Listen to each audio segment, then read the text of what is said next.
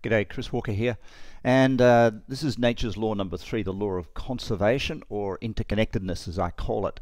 And underpinning this law is the premise that nothing's missing, just changes in form. And it's underpinned also by the law of balance and the law of growth. And so really, when we start talking about mind mapping and ideas and thoughts and how they create or can uncreate our reality, this is really important stuff, because delusion is really easy to buy into and think it's something else. So without further ado, let's just jump into it and see how we go. We're born pretty well at some stage in our life. We don't have a story. At that point in our life, we're a kid. We don't have a story. We don't have a past. We don't have a future. All we do is we are we. And there's no story to be had. And I think sometimes this is called the human spirit. If you sit with yourself in a chair and become totally present, your story goes away, because there's no past and future, and you become this, let's say, this perfect presence, this innocence, this powerful spirit that's inside of us all. But it must escape story. So to find that place, we need to be absent from time, not know what time it is, and not worry about the time, past or future in particular, and space. They're the two variables that create a sense of story. So if there's no space, there's no time, and we don't put energy into all that, we are present.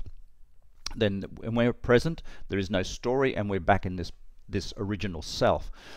What happens very quickly from that childhood is we create good Pete and bad Pete. Now, the good Pete gets approval, and the bad Pete gets disapproval. And the irony of this is that the behaviors that Pete calls good or likes in himself in this example, and the behaviors that he calls bad and doesn't like in himself, can change all over the world. There's no common paradigm. The religions try to tell us that there's a good Pete and a bad Pete, and we're likable for one and we're unlikable for the other. But if you look around what goes on in brothers, twins in a family, one twin will behave, be naughty, and the other one will be good in order to get attention. So actually, although we've got values imposed on us from society and from corporate cultures and what have you to tell us what is good Pete and bad Pete, we work this stuff out for ourselves, and this starts to develop in us what's called a value set. We start to like the things that reinforce the things that make us feel good, and we start to dislike the things that make us feel bad. So we automatically start to develop intrinsic values and intrinsic sets of belief patterns into good Pete and bad Pete. But my goodness me, it gets more complicated. As time goes on, good Pete and bad Pete exist, and they start to grow. But what makes it worse is good Pete and bad Pete start to get a history, and they start to get a future.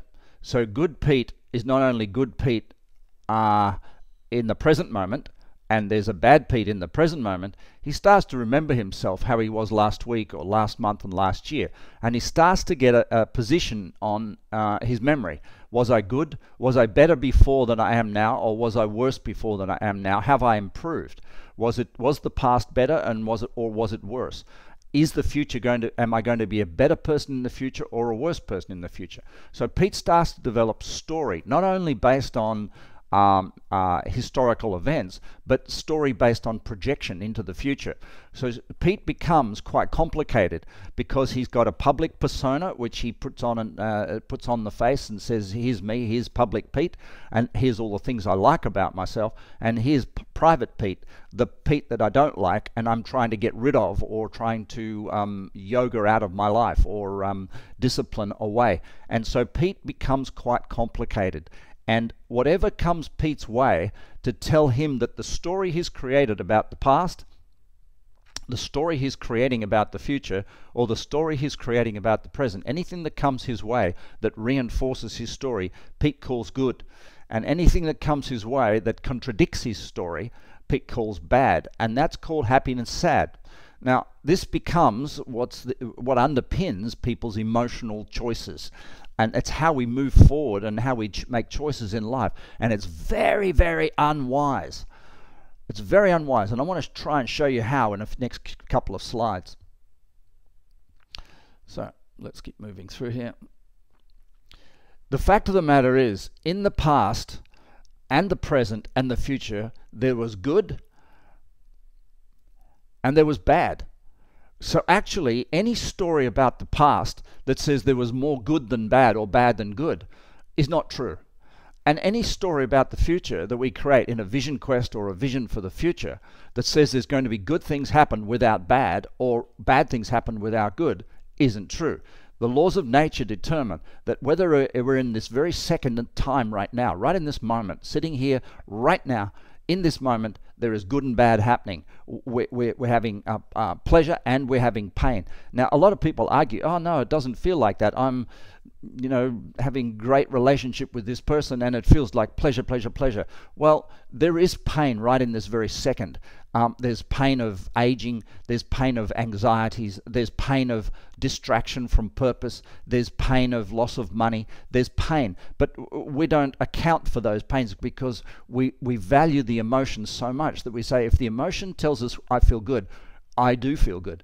If the emotion tells us I feel bad, I do feel bad. Now, these are great because what happens is if we empower emotion to say, this is what it feels like to feel good, we have no choice but to empower the same emotion when it flips the other way and emotional stuff comes to disturb our life. So a lot of people who are going through personal trauma have empowered the emotion to feel good about themselves. They've said, if these things happen, I feel good. And they've automatically registered on the register book to say, if something contradictory to all what I want happens, I must, in contrast, feel bad. And this actually can drive people to suicide. It can drive them into depression. It can drive them into murder because they get so attached to the pleasure of something. They have to be attached when there's pain of something. And the pain of it is actually driving them mad. And the pleasure of it almost drove them out of their mind as well. So to understand this model that there is a balance of positive and negative in the past, positive and negative in the future, and positive negative in the present really brings you into a space where you can become what I call inspired. It means you have a higher purpose. Your purpose is higher than your emotion, your lower mind. You're driven by things that will create things in the long term that you want, not driven by emotions and driven by feelings and senses, which will create short-term satisfaction and long-term dissatisfaction. Let's have a quick look at some possibilities here. Depression is when a person elates the past and says the past is bloody fantastic, but they look to the future and the future is really awful. This is a really common thing that the person says, although this diagram is showing the past as balanced, they will say the past was absolutely fantastic. I've got a picture of how it used to be. It was damn good. And I've got a picture of the future. It's really damn bad. And that is the essence of depression. Now, of course, following the model of nature, all we do with depression is instead of saying the future is bad, we don't say it's good. We say the future is bad and good. And we actually introduced the idea that there were pain and pleasure in the past, that the pains, that the pleasure they're attaching to in the past, or the model they're running of the past, is invalid, that there is actually a balance of pleasure and pain in the past, a balance of pleasure and pain in the future, and the person doesn't go to the opposite to depression, which is elation. The person goes to a place of neutrality, which is, in more common language, the present moment, and end of depression. Now, this can happen relatively fast, or if the person super has spent a lot of time attaching to the past and there is a lot of past memory and they've blocked emotion and a lot blocked feeling about it, it can take a little while. It can take a week or two, but it's not hard to work through the whole depression cycle just by going through what's happened in the past, get the reality of it, what's happened in the future, and get the reality of it. One thing that makes it really hard to work with depression, and the form that I've got really helps to explore that, is that people will look at the past in terms of their values, and they'll say, in terms of my dominant value, i.e. making money. I made money, a lot of money in the past, and they'll say, therefore, the past is better than the future because I'm not making money in the future. But there are 7 areas of life, and there are other values other than making money. There's relationship, there's social, health, career, financial, spiritual, and health. And so what we need to do is make sure that what someone might do, they might discount the other 6 areas of life and say, all I remember is being fantastic in that area of life in the past, and then quickly run a script that starts to make it sound like that was the whole past. Because they were making money in the past, the whole past was good. Because they forget that there were pains, there were the flu, their body was decaying, their relationship wasn't working as great, and they'll start to inflate their highest value in the past and deflate their highest value into the future. And this is a really simple, but it's a very powerful method of getting back on track. Another thing that we quite often have to deal with is when people get infatuated about the future, when they do a vision and they do their goals and they go and attend one of these motivational seminars. What it looks like is the past was crap, and if they do X, Y, Z, the future is going to be absolutely positive, fantastic. Now again, this is setting that person up for a lot of delusion, and they head off on tangents. They might manifest things like they might build a business, but if they actually head off in the direction of an illusion, what they will do is they'll run away from struggle. They're heading in the future looking for a fantasy, looking for pleasure-only paradigm.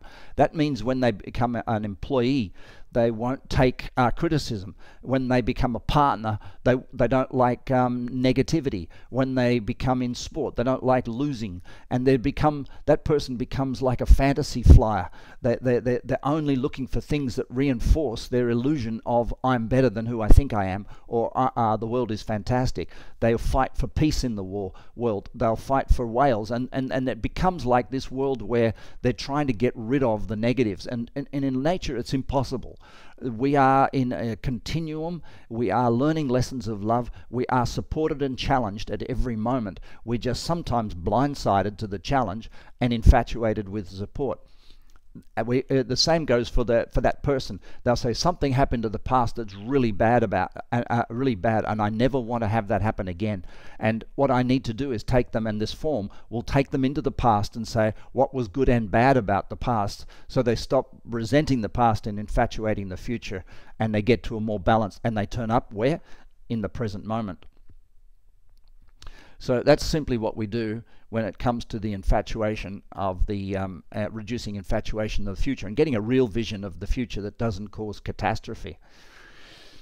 So there's another paradigm that we go from the laws of nature, and it's still about this nothing's missing, just changes in form, and it's grief, loss, and suffering. And this is very common, and we have to deal with it at work. People lose relationships, they lose family members, they lose something, money, whatever it is. And the paradigm looks like this. Fred here, he has something. Let's say a relationship or $100,000 or a house or a car, and phew, it's gone. Or a relative, and phew, it's gone. So Fred will say, I have a loss and I have a suffering. And that will send Fred into a sense of a loss without a gain, or a gain without a loss. So Fred has gone into, there is a vacuum in my life. Now, nature abhors a vacuum. There can't be a vacuum in nature. What happens in nature is things transform. So in fact, Fred still has what he had. It's just in a different form. So he might lose $100,000, but what he's got now is the potentiality to make more, or the lessons he learnt from losing that $100,000, which is $100,000 worth of education, to make more money. Or he might lose a partner, and you go, well, what was it about that partner you loved? And you can list down all the elements of that individual that you think you've lost, and you'll find that nature provided them instantaneously in other people around you or in yourself. So we have this concept of a gain or a loss, that a loss or a gain can happen without corresponding balance. But in nature, things don't get lost. Nature abhors a vacuum. Things get transformed and change shape. And the transformation is to our benefit at the end of the day, but it feels bloody awful until we discover the validity of it. So if we go through a relationship breakup, we think, oh my God, I've lost that person. Oh. And then about 2 years later, we go, thank God I lost that person, because look what I've created out of that loss. And we're thankful for it. Well, wisdom is the instantaneous recognition that crisis is a blessing. And it doesn't have to take 2 years to realize and to let go of somebody and be grieving for 2 years that somebody's gone. We can do it instantaneously. And that's a powerful process. And there's a form for that in this on this day.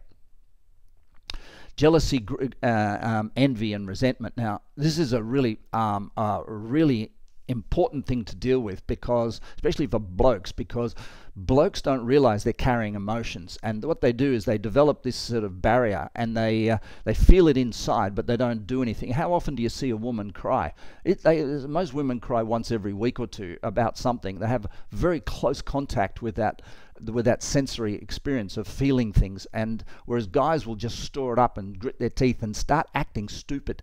And one of the things that drives men to act really stupid that I've observed throughout the world is jealousy, grief, and jealousy, envy, and resentment.